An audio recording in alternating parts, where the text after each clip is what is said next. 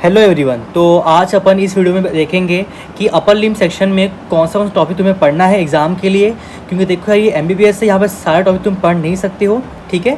तो तुम्हें कुछ कुछ टॉपिक ही पढ़ने हैं, उसी को अच्छे से पढ़ना है।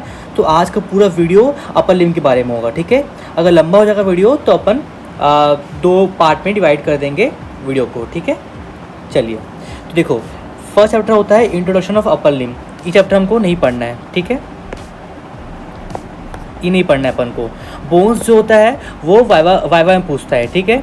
ये वाइवा के लिए है, तो ये आपको साल भर वाइवा के लिए यही पढ़ोगे तो वाइवा में आपका हो जाएगा ये। तो इसको भी आपको नहीं पढ़ना है थ्योरी के लिए, ठीक है।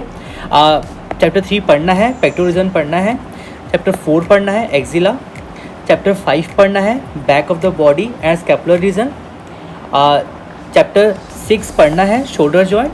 चैप्टर 7 में सिर्फ कुछ ही पढ़ना है, बहुत कम है, ठीक है। मैं बताऊंगा क्या टॉपिक पढ़ना है इसमें।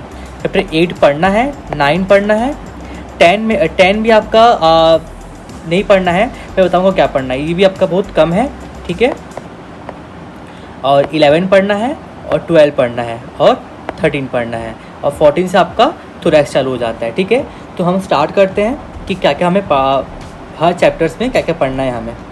चलिए, तो चैप्टर 1 नहीं पढ़ना है, ठीक है, नहीं पढ़ना है चैप्टर 1। चैप्टर 2 में आते हैं हम। चैप्टर 2 जो है बोन है, तो ये आपका वाइवा में पूछता है, तो इसको आपको नहीं पढ़ना है।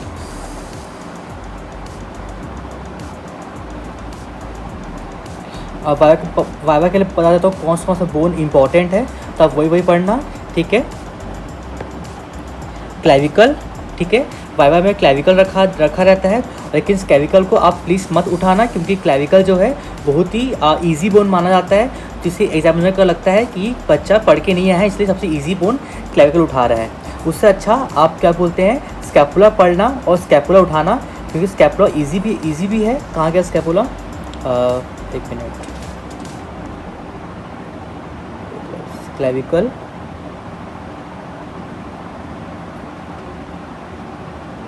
स्कैपुला, ठीक है। स्कैपुला आता है, स्कैपुला रहता है वहाँ पे। फिर आपका ह्यूमरस भी पढ़ना, ह्यूमरस पे रखा रहता है।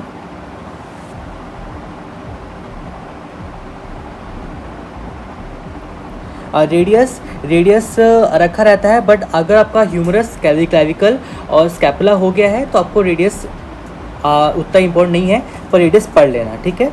रेडियस और अल्ना में पढ़ना है। अल्ना में पढ़ना रहता है, ठीक है। अल्ना इम्पोर्टेंट बोन में आता है।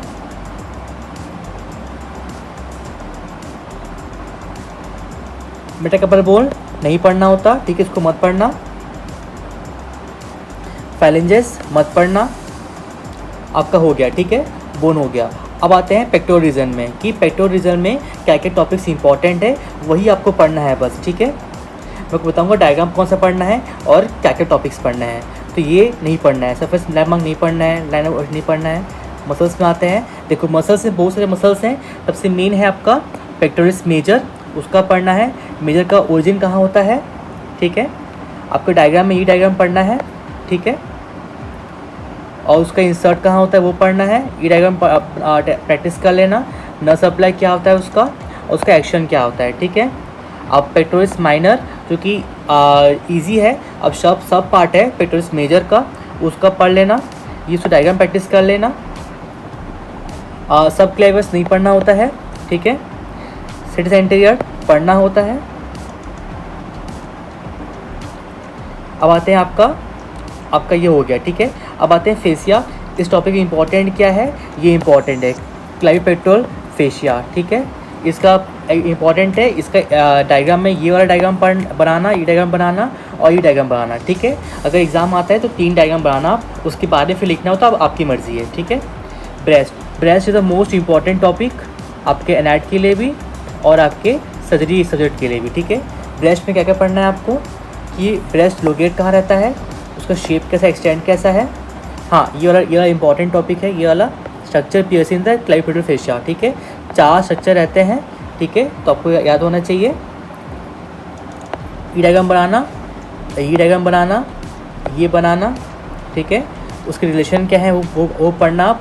स्ट्रक्चर स्ट्रक्चर कौन से आप डायग्राम से हो जाएगा आपका। कौन से मसल्स लाई करते हैं वो बनाना आप, ठीक है। ये 2 ठो बनाना, आपके आराम से आपको अच्छा मार्क्स मिल जाएगा। थ्योरी बाद में पढ़ना है, डायग्राम पहले प्रैक्टिस करना है और ये डायग्राम प्रैक्टिस कर लेना, ठीक है। अब आते हैं आर्टरी सप्लाई क्या है वो आपको याद होना चाहिए, उसके भी डायग्राम्स हैं। ये डायग्राम आर्टरी सप्लाई का, ठीक है। वीनस का भी डायग्राम होगा, देखो आगे होगा वीनस का डायग्राम। ये आपका लिम्फ नोड्स है, ठीक है।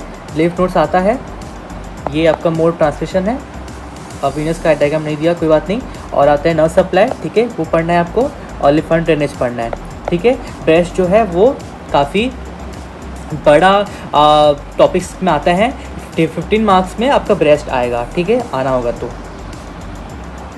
नेक्स्ट टॉपिक में आते हैं, डेवलपमेंट ऑफ ब्रेस्ट नहीं पढ़ना है, ठीक है। और आपको इसका पढ़ना है क्लिनिकल कोरिलेशन। हर टॉपिक का कोरिलेशन आपको आना चाहिए, ठीक है।